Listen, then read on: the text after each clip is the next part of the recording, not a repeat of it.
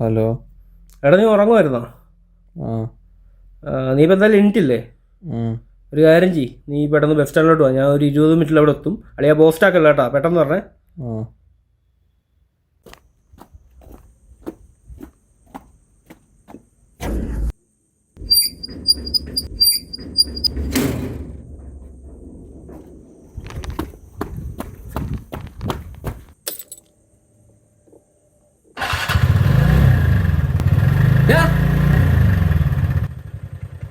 എവിടെ പോടാ ഈ സമയത്ത്? അച്ഛാ, ടോണി ഇല്ല, അവനെ ബസ് സ്റ്റാൻഡിൽ നിന്ന് വിളിച്ചിട്ട് പെട്ടെന്ന് വരാം. നിൽക്കണ പാതിരാത്രി ഉറക്കം കളഞ്ഞ് എണ്ണയും കത്തിച്ച് പോയി വിളിക്കാൻ നിന്റെ ആരാണ്? പോയി കിടന്നുറങ്ങണ. അച്ഛാ, ഞാൻ അവനോട് ചെല്ലാന്ന് പറഞ്ഞു പോയി. നീ പോയി കിടന്നുറങ്ങാൻ നോക്കാം. ഞാൻ അവനോട് വരാന്ന് പറഞ്ഞു പോയി. അവൻ എന്നെ കത്ത് അവിടെ നിൽക്കുവാ. നിനക്ക് ഒരു തവണ പറഞ്ഞാൽ മനസ്സിലാവത്തില്ലേ? നീ ഇപ്പൊ പോകണ്ട. ഞാൻ പോകും.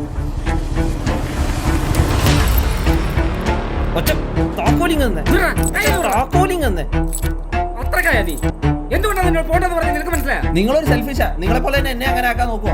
ആണോ? എന്നാ അങ്ങനെ തന്നെ വെച്ചോ. ഇപ്പൊ തൽക്കാലം പോകണ്ട. നിങ്ങളാരാ ചോദിക്കാൻ? എനിക്ക് 19 വയസ്സായി. ഞാൻ തോന്നി പോലെ ജീവിക്കും. പോയിക്കോ, സ്വന്തമായിട്ട് വണ്ടി ഉണ്ടാക്കിട്ട് പോയിക്കോ. ഒരുമാതിരി മറ്റേടത്ത പരിപാടി പറയരുത്.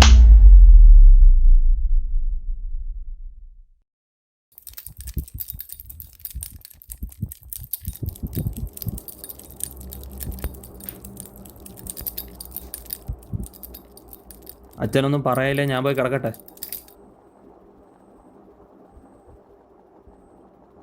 എടാ, ഞാൻ നിന്നോട് എന്തിനാ പോകണ്ടെന്ന് പറഞ്ഞ മനസ്സിലായി. അച്ഛൻ ഒരു സെൽഫിഷാ. അച്ഛനാണെ ആർക്കും ഒരു ഉപകാരം ചെയ്യത്തുമില്ല, മറ്റുള്ളവരെ കൊണ്ട് ചെയ്യാൻ സമ്മതിക്കത്തുമില്ല. ഞാൻ നിന്നോടൊരു കാര്യം ചോദിക്കട്ടെ? എടാ, സെൽഫിഷ് ആകുന്നതിൽ എന്താ തെറ്റ്? ഓടി നടന്ന് എല്ലാവരും നീ സഹായിക്കാൻ പോകുന്നുണ്ടല്ലോ. നിന്റെ കാര്യം വരുമ്പോൾ ആരെങ്കിലും ഉണ്ടാ? കഴിഞ്ഞ ദിവസം നീ ബസ് സ്റ്റാൻഡിൽ നിന്ന് വന്നപ്പം ഈ എന്താ അവൻ്റെ പേര്? ടോണി. അവനുണ്ടായിരുന്നു നിന്നെ വിളിക്കാൻ വരാൻ? ഇല്ല. എന്നിട്ട് നിനക്ക് പോകണമല്ലേ? ശരി, പൊക്കോ.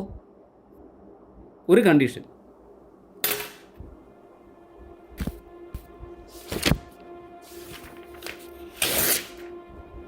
നിനക്കൊന്നും മര്യാദയ്ക്ക് പറഞ്ഞാൽ തലേ കയറത്തില്ല.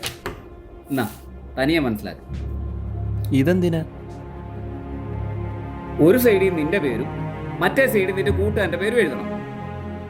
കഴിഞ്ഞ ഒരാഴ്ച നീ അവന് ചെയ്ത സഹായം നിന്റെ പേര് താഴെ ഓരോ വര വരയ്ക്കണം. അതുപോലെ തന്നെ അവൻ്റെ പേര് താഴെ വരയ്ക്കണം. അച്ഛ, ഇതൊരുമാതിരി ചീപ്പ് പരിപാടിയാണ്. നിനക്ക് പോണമെന്നുണ്ടെങ്കിൽ ഞാൻ പറയുന്ന കാര്യം ചെയ്തിട്ട് പോയാൽ മതി. ശരിക്കും സമയമെടുത്ത് ആലോചിച്ച് ചെയ്താൽ മതി.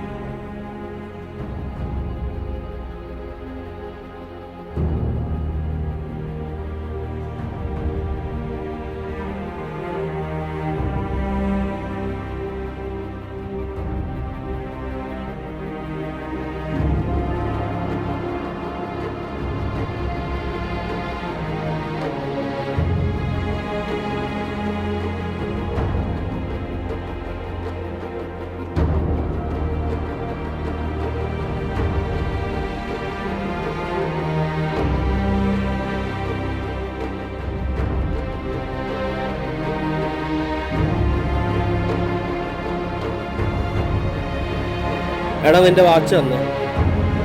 എടാ, എൻ്റെ ക്യാമറ താ. പിന്നെ എൻ്റെ ഷൂസ് എടുക്കുവാണേ.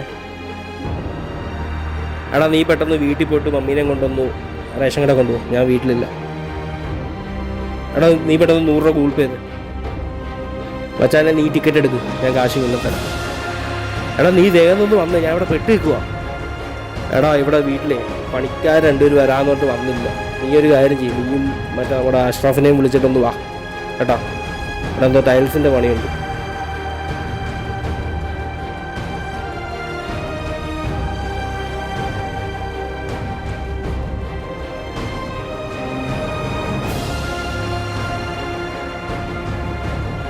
അളിയ, ബൈക്ക് പഞ്ചറായി. എന്നെ ഒന്നൊന്ന് വിളിക്കാൻ വരാം. എടാ, ഞാൻ ഇനി അവിടം വരെ വന്നിട്ട് ഇത് തിരിച്ചിറങ്ങി. ഒരു കാര്യം ചെയ്യും, ബസ് വരെ വരാതെ. അളിയ, ഒരു 50 രൂപ ജീപേ ചെയ്ത് തരാം. അവിടെ അച്ഛാനേ കാശില്ലടാ. ടോണി, നീ എൻ്റെ കൂടെ ഒന്ന് വരാം, ഹോസ്പിറ്റലിൽ വരാം. എടാ, ഞാനിവിടെ ലോക്കാണ്. വീട്ടിൽ കുറച്ച് ഗസ്റ്റ് വന്നിട്ടുണ്ട്. ഈ ഒരു കാര്യം ചെയ്യും, അർജുന എന്നെ വിളിച്ചിട്ട്. എടാ, ഞാൻ ബസ് സ്റ്റാൻഡിലുണ്ട്. നീ എന്നെ ഒന്ന് പിക്ക് ചെയ്യാവോ? ഞാൻ ജിമ്മിൽ പോയിട്ട് വന്ന് കിടക്കുവാടാ. ക്ഷീണം കാരണം പൊങ്ങാൻ പറ്റുന്നില്ല. എന്തായി? കഴിഞ്ഞില്ലേ?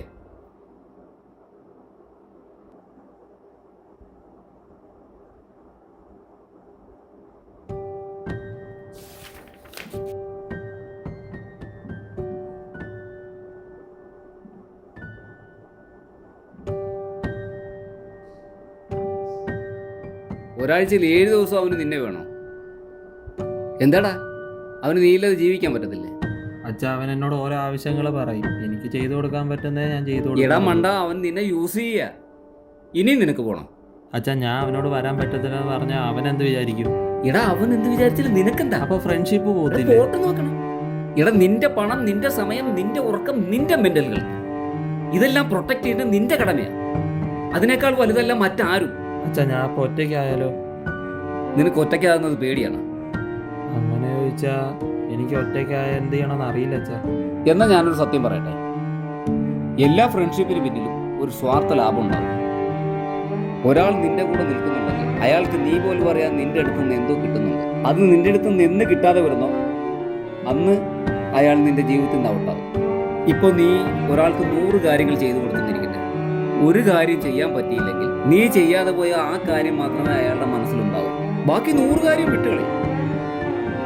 ജീവിതത്തിൽ എല്ലാവരും ഒറ്റപ്പെടുന്ന ഒരു സമയം ഉണ്ടാവും, അത് നിനക്കും ഉണ്ടാവും. അന്ന് നീ നിന്നോട് തന്നെ ചോദിക്കും, നിനക്ക് വേണ്ടി നീ എന്ത് ചെയ്തിട്ടുണ്ടോ? അതുകൊണ്ട് ജീവിതത്തിൽ ഒറ്റപ്പെടുന്നതിനെ കുറിച്ച് പേടിക്കണ്ട, അതിനുവേണ്ടി പ്രിപ്പയർ ചെയ്യുകയാണ് വേണ്ടത്. ഇതെങ്ങനെ പ്രിപ്പയർ ചെയ്യണം? നീ ആദ്യം നിനക്ക് വേണ്ടി ജീവിക്കാൻ പഠിക്കും. നിന്റെ ലൈഫ് സക്സസ് ആകാൻ വേണ്ടി ഏതറ്റം വരെയും പോകാം. കാരണം ജീവിതത്തിൽ തോറ്റവരെ ആർക്കും ഒരു വിലയുണ്ടാകത്തില്ലടാ. അതുകൊണ്ട് നിന്റെ ലൈഫ് സക്സസ് ആകാൻ വേണ്ടി നിനക്ക് എന്തും ചെയ്യാം, ഒരു തെറ്റുമില്ല.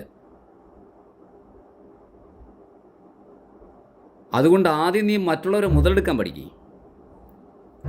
നീ മറ്റുള്ളവരെ മുതലെടുക്കാൻ പഠിച്ചില്ലെങ്കിൽ അത് പഠിച്ചവന്മാർ നിന്നെ മുതലെടുക്കും. അച്ഛനെന്തോ ഈ പറഞ്ഞു വരുന്നത്? ഞാൻ മറ്റുള്ളവരെ ചൂഷണം ചെയ്ത് ജീവിക്കാനാ? അങ്ങനെയാണെങ്കിൽ ഞാനും മറ്റവനും തമ്മിൽ എന്താ വ്യത്യാസം? ഇങ്ങനെ ചെയ്തവരൊന്നും ഗതി പിടിക്കത്തില്ല. അങ്ങനെ ചെയ്തിട്ടുള്ളവരെ ഗതി പിടിച്ചിട്ടുള്ളടാ. അതൊരു സ്കില്ലാടാ. മുതലെടുക്കുന്നത് മുതലെടുക്കപ്പെടുന്നവൻ മനസ്സിലാകാതെ മുതലെടുക്കണം. മനസ്സിലായില്ല. അത് പഠിപ്പിക്കാൻ പറ്റത്തില്ല, അത് തനിയെ പഠിക്കണം. നീ പതിയെ പഠിച്ചോളൂ. ആദ്യം നിന്നെ യൂസ് ചെയ്യുന്നവരോട് നോ പറയാൻ പഠിക്കും.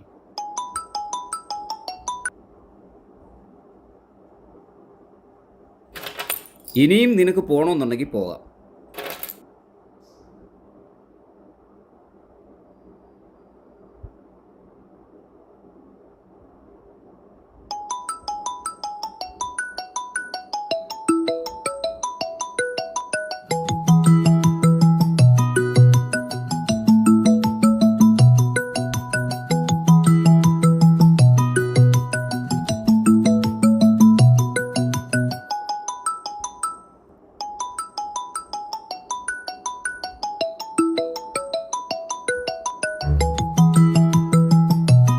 ഹലോ എടാ, നീ ഇത് എവിടെ പോയി കിടക്കുവാടാ? ഞാനിവിടെ നേരത്തെ വിളിച്ച് പറഞ്ഞല്ലേ വന്ന് നിൽക്കാനായിട്ട്. ഞാൻ ഇവിടെ പോസ്റ്റാണ്, പെട്ടെന്ന് വാ നീ. അളി അവിടെ ഓട്ടോ ഇല്ലേ? ഉണ്ട്. എന്തേ? നീ ഒരു ഓട്ടോ അടിച്ച് പോ, ഞാൻ ഇവിടെ ശരിക്കും ടയർഡാ. എടാ, എന്താണ് ഇങ്ങനെ പറയുന്നത്? ഇപ്പം എന്തൊരു പട്ടി വേണ്ടിയാണ്. എടാ, വന്ന് വിളിക്കടാ. സോറി ഞാൻ ജിമ്മിൽ പോയിട്ട് ഭയങ്കര ക്ഷീണം, ബെഡിൽ നിന്ന് എണീക്കാൻ പറ്റുന്നില്ല. നിന്റെ സ്ഥാനത്ത് ഞാൻ വല്ലായിരുന്നു ഒന്ന് വിളിക്കാൻ വന്നേനെ. എടാ എനിക്ക് വരാൻ പറ്റത്തില്ല, ഉറങ്ങണം, ക്ഷീണമുണ്ട്. അവിടെ ഓട്ടോ ഉണ്ടല്ലോ, നീ ഒരു ഓട്ടോ പിടിച്ചു പോ. എന്തൊരു സെൽഫിഷാടാ നീ.